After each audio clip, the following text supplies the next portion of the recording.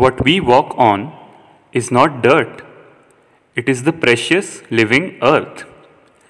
It is what nurtures us. Let us offer it the care it deserves. Charu Chachi, look at Polly. He's rolling in the mud. What is he up to? Oh ho, Tara! He is giving himself a mud bath. The mud contains bacteria that would kill any parasites in his feathers. Many birds do that. Does the mud actually act as a natural pesticide? Yes, in fact, there is a special kind of mud called Multani Mitti, which women use as a face pack to make their skin glow and look radiant. I can see your eyes going wide. Are you thinking of trying it out? Yes. Where can I get it from? It may be available with the chemist, but really, you do not need to, Tara. Your skin is already radiant and glowing with all the knowledge you have. You know something, Chachi ji? I love to help Pitaji with his vegetable garden. I find it great fun to get my hands all muddy. I am glad to hear that. Many people avoid messing their hands with mud. But here is a secret. When we handle soil, a certain hormone called serotonin is released in us, which puts us into a happy frame of mind. Oh, no wonder I enjoy pottering about so much. Soil is in fact a blessing to all of us living beings, just like water is. It is a vast habitat for a plethora of species, plants, as well as microorganisms, as well as fungi, as well as animals. It forms the most valuable subterranean ecosystem. Yet people do not appreciate this ecosystem. In so many places, they just rampantly cover soil with concrete. That is indeed a pity.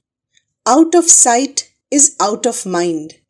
People do not realize there is so much life down there. Moreover, their careless ways are resulting in so much erosion of precious soil.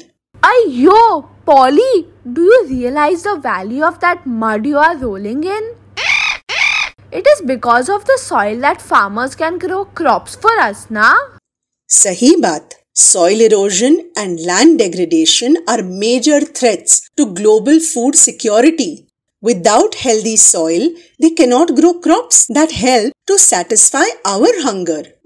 Also, a good soil ensures good vegetation cover, which also ensures a stable climate in a place.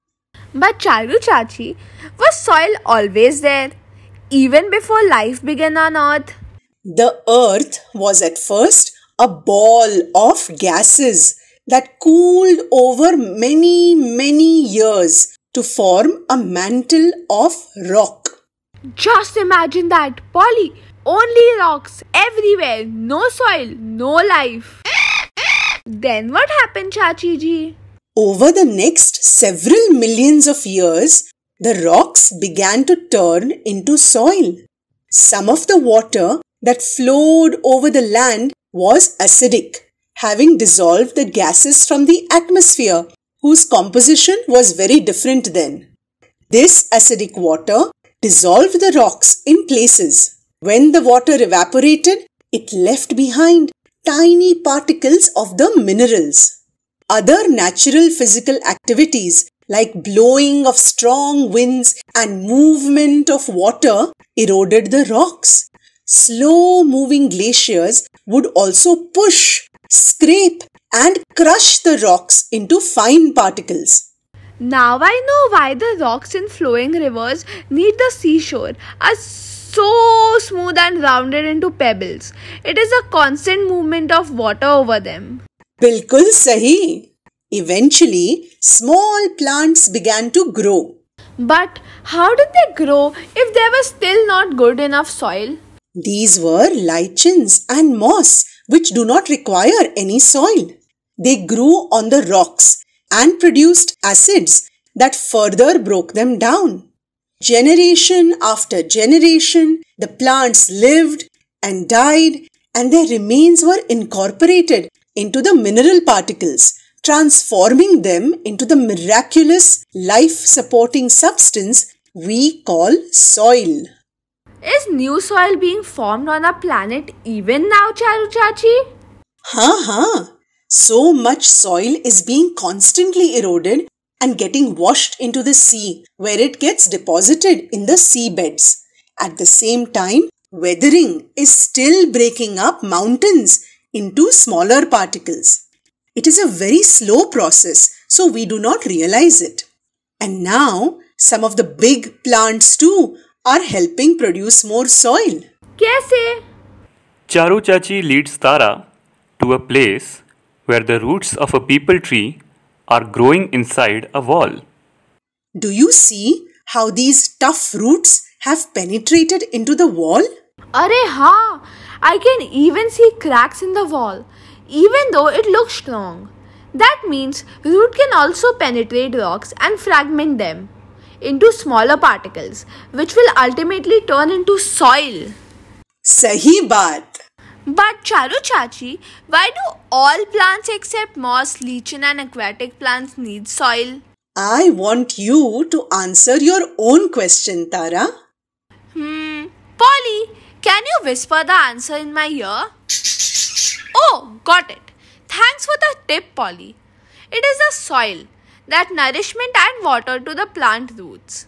Also, soil helps the roots to get firm anchorage so that even the tallest of plants do not topple over easily. There is one more benefit plants get from soil. It protects the roots from fluctuations of temperature. Just below the surface, the temperature barely changes from day to night. You heard that, Polly? We both didn't know the last one. But Charu Chachi, soils are also vary from place to place. Just as there is biodiversity among living beings, there is a lot of diversity in soil too. Some places have red soil, others have sandy soil, still others have clay. My little student has become my teacher. Soils depend on so many things. Each kind of soil has its own story. Please do tell me and Polly those stories, Charu Chachi. It is getting more and more interesting. First of all, the soil type depends on size of the particles in it. Sand has the largest particles. It cannot retain water. I think the Boliovilla plant growing by our gate doesn't need much water, as there is sandy soil around there. And it is Mars' pride, always full of flowers. Clayey soils have the smallest particles. They hold a lot of water, but the particles get packed so tightly that they leave little room for air. But they have a lot of organic matter and are fertile.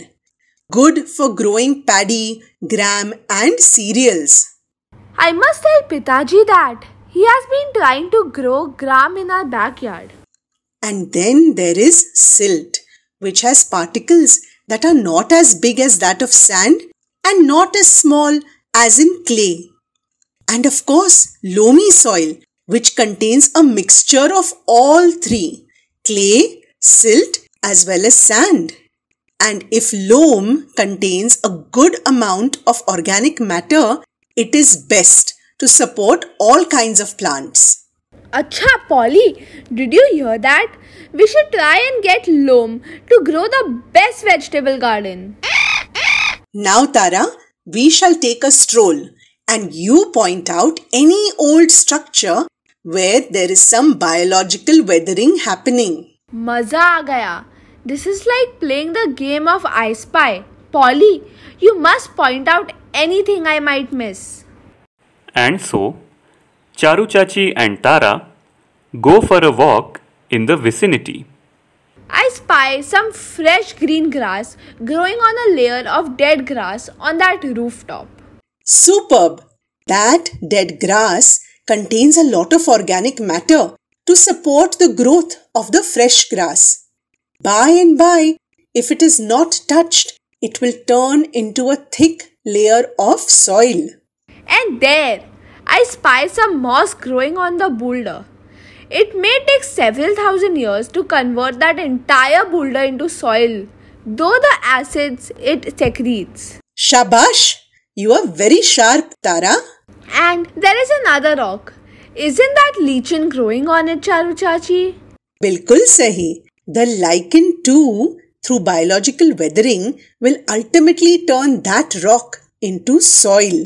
Full marks to you. But there is more to know about various types of soils.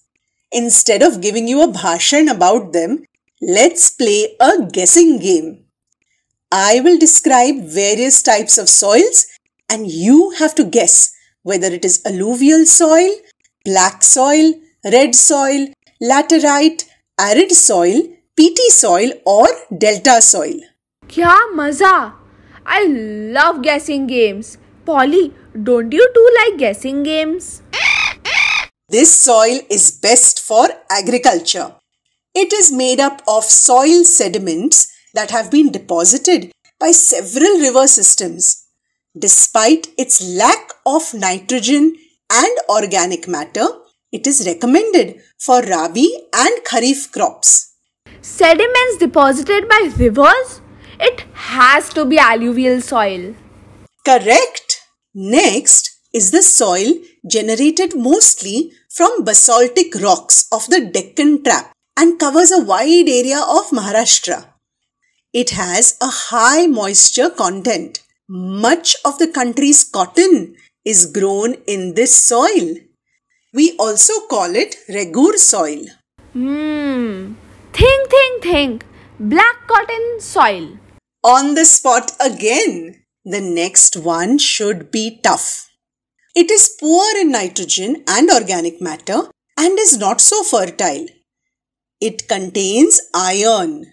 It is good enough for growing rice, ragi, tobacco and vegetables. I do not know this one. Polly, can you guess for me? It has iron, so maybe it is red soil.